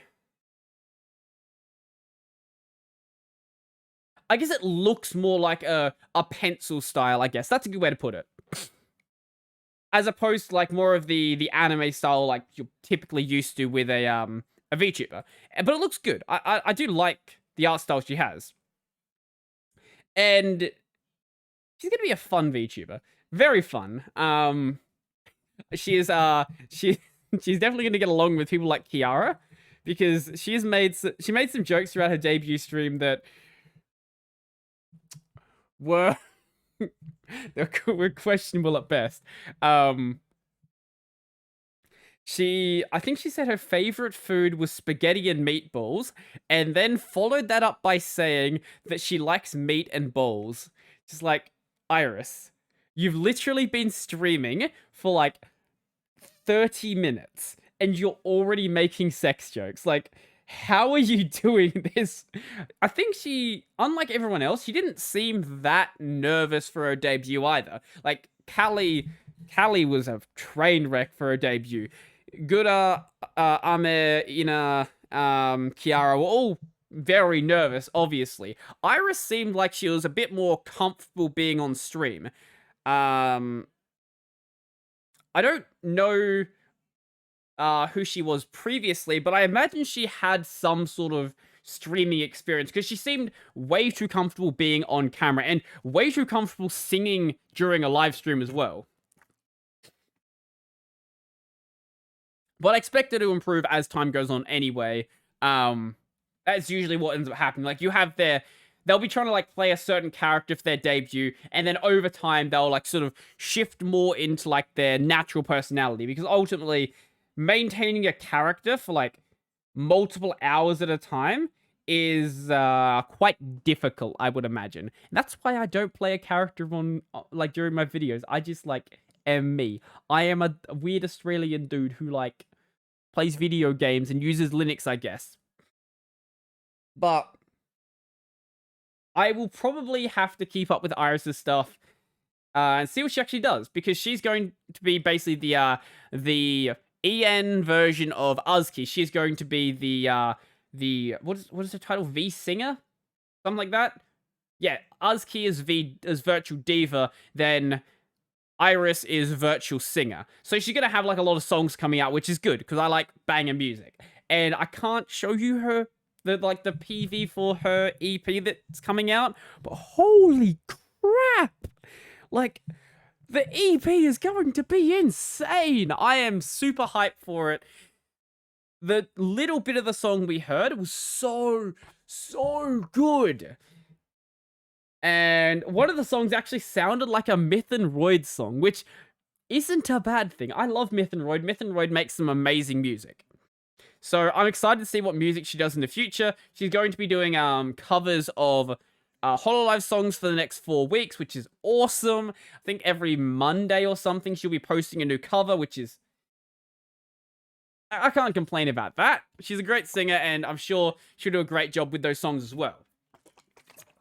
But because we're talking about EN VTubers, this was not going to be a topic because I didn't know it was going to happen until like 3 hours ago. Let's see. So Niji Sanji also has an English branch, and they debuted like 2 months ago, like actually 2 months ago. And Niji Sanji was like, yo, how about we just have more English VTubers? Like, guys, Lazarlight literally debuted not even 2 months ago, and they're already announcing another branch. We don't really know anything about Obsidia just yet, besides the fact that they look really cool. I do like the designs. I have a feeling... Do not play that. That was very loud. I have a feeling she's not actually going to be an Ojoro Summer character. She's actually going to be like... she's going to be very, very, very... Matsuri-like. Yeah, I'm gonna say that. That's my feeling. But Pomu has already started to grow her harem. Like, as literally the second that she could, she got them into a Discord call and like started chatting them up, which is like, you know what? That sounds exactly like the Pomu that we've come to love over the past 2 months. So I'm excited for... What is this here? Obsidia, please follow me. I'm a big fan. Hey, Lyra, did you miss me? No, I forgot you existed, to be honest. So I am excited for Niji Sanji at the End Generation. We don't know anything else about them just yet. Go follow their Twitter accounts, and you'll meet them. You'll see them being weird EN VTubers from Niji Sanji. Which seems to have far less restrictions than Hololive does, which ends up leading to some like really dumb conversations happening and some really fun collabs happening as well. So Pomu is doing a collab soon. Let's see if we can find the thing from the VShojo Twitter. I should have found it before. You know what? I should have put it on my list of topics. VShojo, can I see the official VShojo Twitter? Thank you, Twitter. Rather than showing it in the list of searches, you're gonna show it from that. Anyway, VShojo, there is going to be a collab between Pomu from Niji Sanji En and Project Melody, which is a questionable collab. We have Pomu, who is Pomu. And then Melody, who is the very wholesome Twitch streamer and also makes porn. So I can only imagine this going well. I will probably, when is it? 8 AM JST. on a Thursday. That's before I start streaming. I guess I'll have to watch it before my stream next week, because that's gonna be so fucking stupid. I can only imagine how much of a train wreck this is going to be. But it'll be fun train wreck, and that's all that matters. It probably won't be anything like what we had with with the Cali Iron Mouse collab, which was basically just incredibly wholesome. I expect a lot of bad jokes that they will regret. Actually, that maybe Pomu will regret saying when she realizes what she said. Melody won't. Melody is Melody, but maybe Pomu will. I love the fact that these collabs like are starting to happen now. You're not just having the different companies being like their own separate entities. Sure, there was like occasional collabs between Hololive and Niji Sanji, but now you're seeing Vishoujo being a part of that as well, and like you're getting collabs between all three of them. It's fun. I like what's happening in like the what's the word? With the big VTuber, yeah. I like what's happening with the big VTubers, like seeing that the companies are actually starting to work together, because ultimately, it's the best for the fans and it's the best for the creators themselves. This allows for like really, really amazing collabs to happen that everyone just wants to see. Like, sure, Pomu Melody, why not? Oh, actually, one thing we do want to see that hasn't happened yet, which I want to happen, is Fruit and Ina. That would be amazing. Have an art stream between them two. It would be fun. I want to see it happen. Now that Niji Sanji and Hololive both have English branches, I expect things like that to happen a bit more with Vishoujo. Maybe not with Vei, because Vei, Vei somehow keeps getting herself in trouble. Sadly, I think it would be fun to have like Kiara and Vei working together, but she does get herself in trouble, which is sad.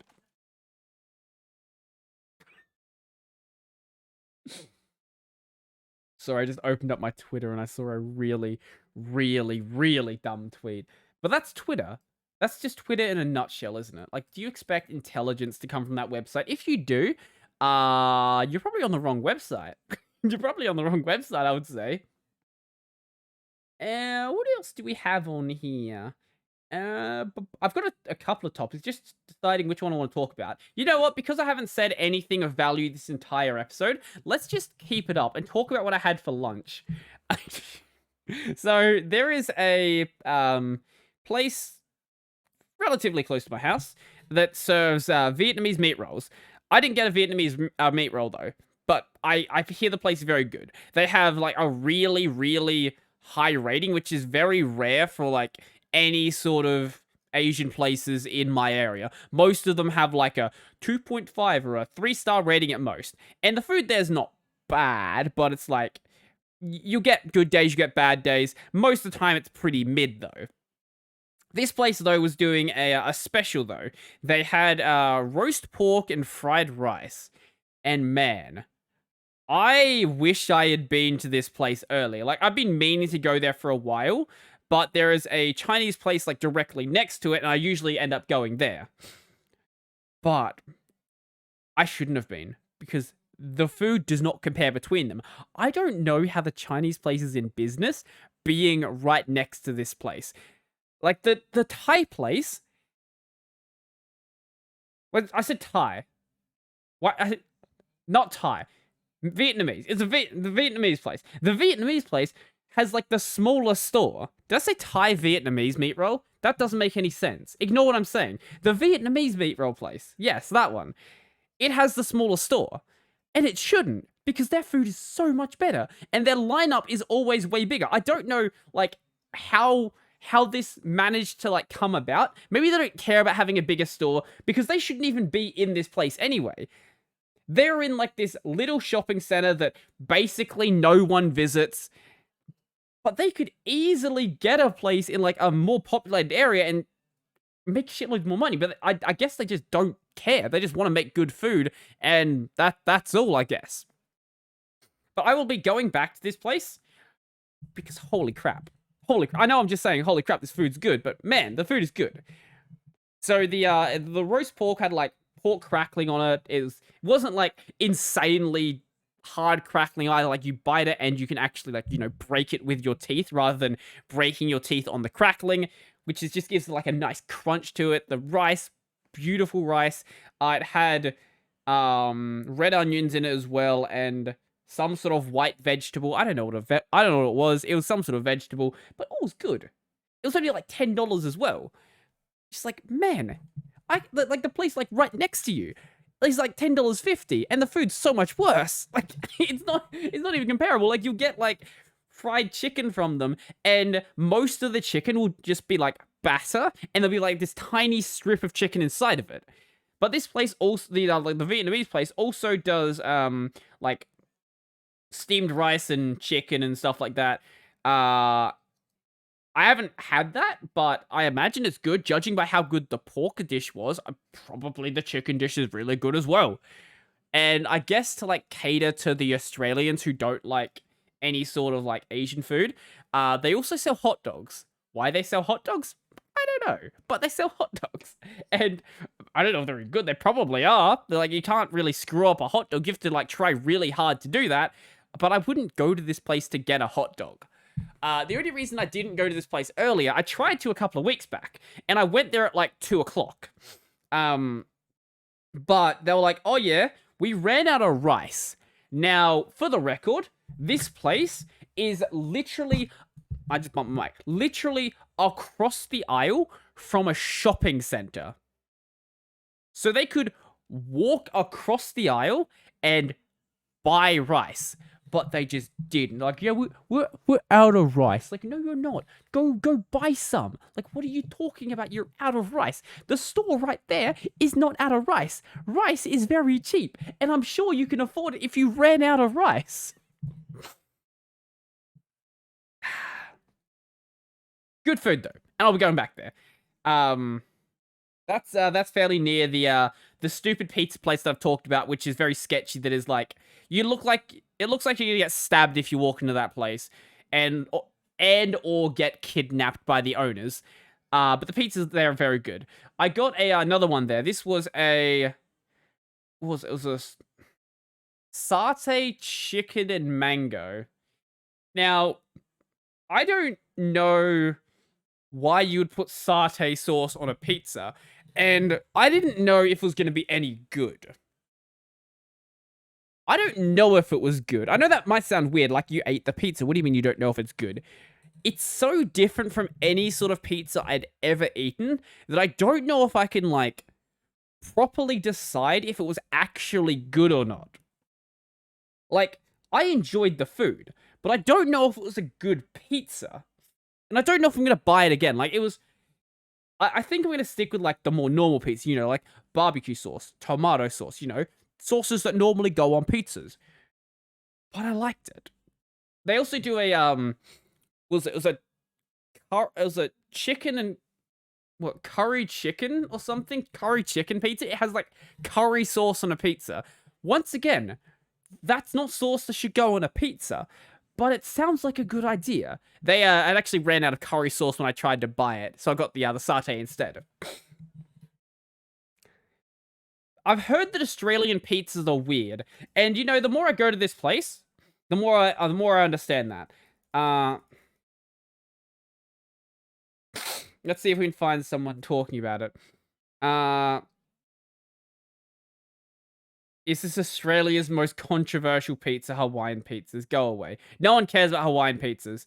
But yeah, like, I've seen, like, what American pizzas and what, like, Japanese pizzas look like. And it's just like, yes, there is cheese and, like, maybe, like, 2 toppings on it. Australian pizzas, they were like, you know what? You want all the toppings? You want literally, like, you can get you can get, like, a pizza called, like, the pizza with the lot, which is, like, the everything. They just put all the food on it. They just put everything they have on it, and it's just like, this is food. And you know what? They taste good. They do taste good. I feel like pizza would be far more boring if I wasn't... Like, you can get, like, boring pizza. You can get, like, oh, I want to choose on our chicken pizza. I want to choose on our beef pizza. But that's boring. No one buys that. Everyone wants the crazy pizzas, because that's why you go to a pizza shop here. There's so much good food near me. I'm in such a like that's one of the problems I would have with moving because I'm such a good spot to get like good food. There's good pizza. There's good Vietnamese food. There's good Chinese food. There's good Japanese food. There's I don't know. Actually there's a good American place as well. Like there's a place that does like really good American food. There's a good burger joint. Like there's so much good food here. It's such a good spot for food. But also I don't go out to eat that much. So is it really that important to me?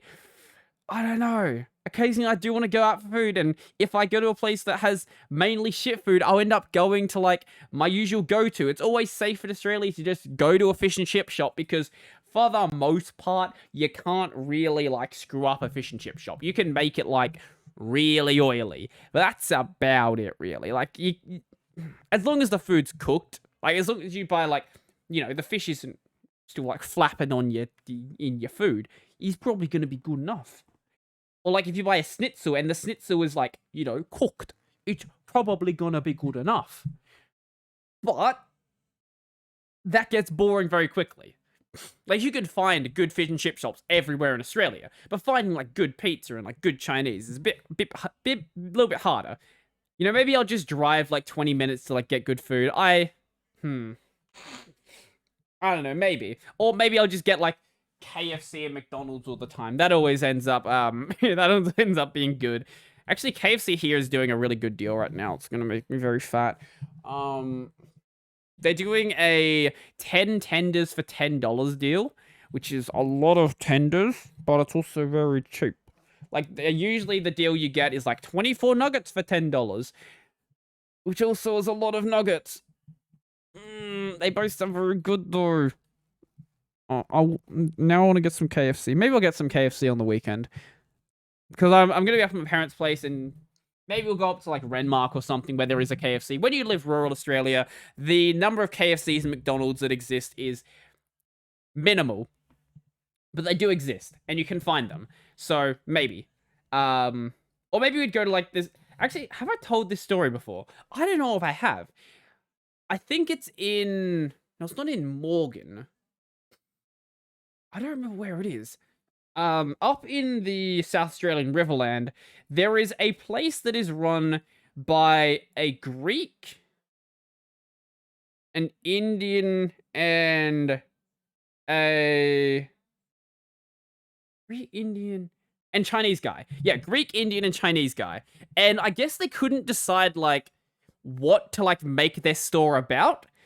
So instead of, like, being like, yeah, we're gonna make this kind of food or this kind of food, they just said, screw it, and made all of them. So this place has Greek food next to Chinese food next to Indian food, and it makes no sense, but the food there is really good, and I don't remember what the place is called. I wish I could say it, and I wish I could say where it was. I might have to ask my mum where it actually was located, because the food there was like stupidly good, and it shouldn't have been. Like, a store like that shouldn't make any sense, but somehow it works. Somehow it does, and I really like the idea, because I can't think of any other places like that. Like, sure, you might get, like, Japanese and Chinese food all, like, being mixed together, because there's a lot of people who they really just can't tell the difference. But, like, I think most people can tell the difference between Chinese food and Indian food. Like, unless you're actually, like, a moron, I think you can do it. Or, like, I think you can tell the difference between, like, Greek food as well. Like, you want like a gyros and you want some other stuff. Like, I think you could tell that that's not the other ones. I think that's actually another thing. There's a good Indian place here as well. There's so much good food here. Right? And I can just like go, I can go like 5 minutes down the road and find even more good food. Like, too much good food. It makes me like I want to save money, but there's so much like good food around that I end up eating out more than I should. Maybe it's not good for me to be here actually, because I end up wasting more money than I should. Like, I can afford. I'm not like struggling to pay my rent or anything, but I would like to save some money so when I actually do buy a house, like, I don't actually like spend all my savings and have nothing left after I buy, like, after I get the deposit and I buy furniture and stuff. Actually, in the case of furniture, I'm going to try and spend as little money as I can. If I can spend $0 on a couch, you know what? I might. We've talked about this before, about how I have the idea I want to furnish an entire house without spending any money, and I might consider it. It might be a good idea. Couches are expensive. Or maybe I'll just put beanbags in my living room. That's all. An idea. Actually like that idea. Beanbags and I will have a bean. There will be a beanbag. I want a beanbag. I can't put a beanbag in here because there's no space for it, but I will have a beanbag. And maybe like, I don't know, a gaming chair as well. No couch, just a beanbag and a gaming chair in my living room. That's all. Not a bad idea though, is it? No, it is a bad idea, but I'm gonna do it anyway. There will be a beanbag. Whether there is a couch or not is another question, but there will be a beanbag. Speaking of dumb decisions, I've talked about how I'm, like, trying to grow my hair out a bit. I don't know if I'm gonna go, like, you know, full-on critical with it and, like, you know, have the glorious manes again, which I used to have. I showed a picture of it on my live stream once, but I used to have, like, hair that was as long as criticals. So, I could do it again. I didn't have a beard at the time. I had a goatee, which was a bad idea. The goatee looked horrible. I think with the beard and long hair, it actually would work out. But I don't know if I want to go that long. I might just stop at like how long like the anime man's hair is. I'll see if we can find a picture of the anime man. Should be easy enough. He is has many videos. Let's see. Yeah, here we go. There's Mr. Anime Man. Maybe I'll like grow my hair out long enough, as long as this. I don't know. I don't like it being as short as it is. I think the hair being a bit longer does look better. Plus, you know, getting my hair cut like every so often is annoying, and I'd rather not. So, growing the hair out sounds like a good idea. How long it gets grown out for is a whole nother question. But the length it is right now is like an annoying length where it's not long enough to like do anything with it, but like it's very easy for like locks like this to just get stuck there, and that's really annoying. So like bat it away and then like come back, and like the hair's like going like over my eyes as well, but it's not long enough to do anything with. And there's like these bits over here which like sit down over here and like stick out. It's just an annoying length. In like a couple of months, it'll be fine. But right now, it's just kind of a mess to work with. And I expected that to happen because my hair tends to get like fairly curly when it gets a little bit longer. So I very much anticipated this being a problem. I didn't think it'd be a problem this quickly though. But I knew it would be a problem. But when the problem goes away, then hey, we'll have stupid hair again. And now it'll be on camera. So now it'd be encapsulated in history. There's a couple of pictures from when I had long hair, but I didn't have a channel back then. So like you're not gonna have hours upon hours of footage with like my hair progressively growing over time. Actually, that's one fun thing. You will be able to like catalog my hair actually growing over the weeks because I record all my videos in one batch and then they go up later. So if you just take a video from each week, you'll see my hair growing over that period. If you do that for like an entire year, you'll probably be able to like make some sort of like montage with it. Maybe I'll do that myself. I don't know if I have the effort to do so, but maybe I will do so myself. I think that might be entertaining. Maybe not a good idea, but entertaining for someone, I guess.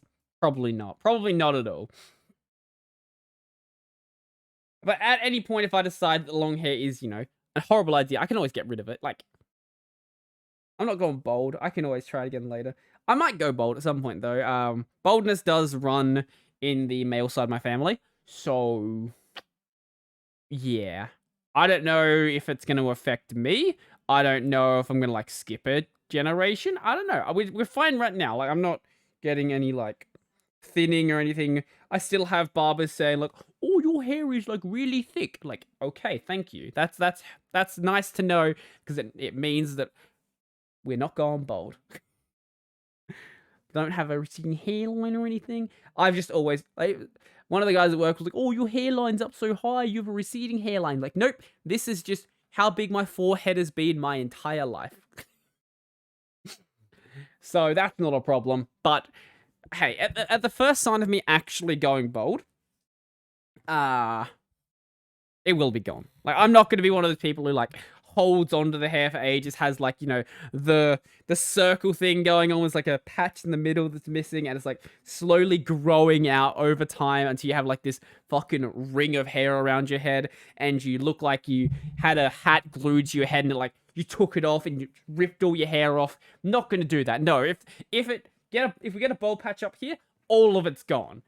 Completely all of it. I'll shave my head, I'll just have the beard, and I'll be one of those people that have, like, full beard while they have no hair on their head. I don't know if I'll be able to pull it off, but hey, at that point, you might as well just accept your fate and try to make it work rather than trying to, like, hold on to something that you're going to lose. Just accept that your life will only go downhill from here. Actually, no.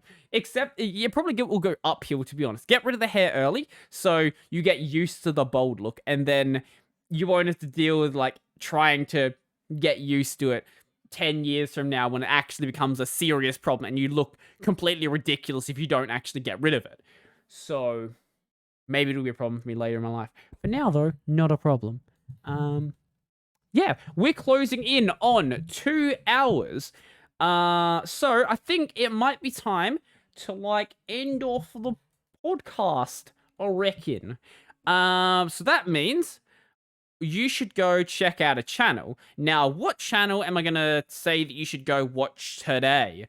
I've mentioned Dank Pods before, but do I want to say you should watch Dank Pods again? You know what?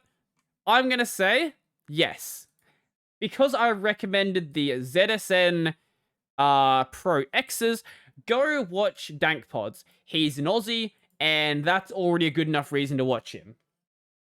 He has a much cooler accent than I do.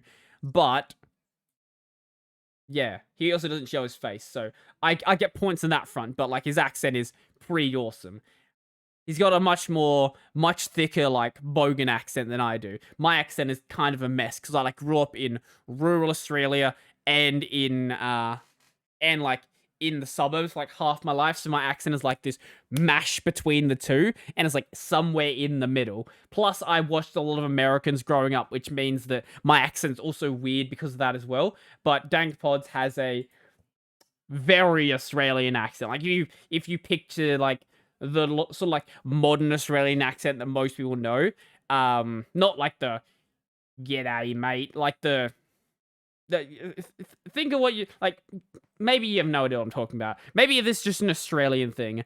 I've had people say that, like, when I put on, like, you know, a thicker Australian accent, something like this, that, like, this sounds exactly like my regular voice, and I have to tell them, you're absolutely insane, because that's clearly a very different accent. I don't know if people are just deaf or something, or maybe it's, like, you just have to be immersed in, like, the Australian accent to, like, be able to notice a difference like that, but that's clearly a different voice to me. Maybe not to other people. I don't know.